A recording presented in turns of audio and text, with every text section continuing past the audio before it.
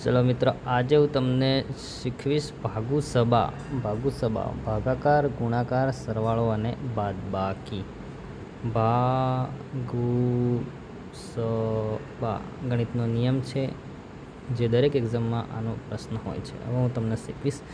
20 40 + 40 -40 છે અને ભાગ્યા 2 ગુણ્યા 8 બરાબર કેટલો જવાબ આવે?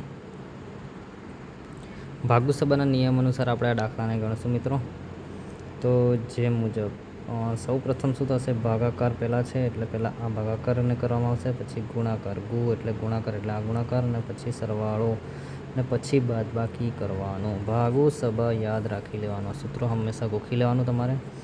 તો ચલો 20 - 40 પહેલાં શું કરવાનું? ભાગાકાર પ્લસ ભાગાકાર એટલે આ બેનો થશે 40/2 એટલે 20 × 8 ના 8 બરાબર છે.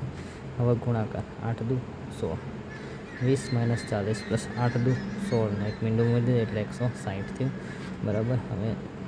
હવે શું કરવાનું? ગુણાકાર પતી ગયો. હવે ત્રીજા સ્ટેપમાં સરવાળો કર્યો. સરવાળો એટલે 160 અને આ 20 છે એના આગળ કંઈ નથી, પણ એને આપણે પ્લસ જ ગણવાનો.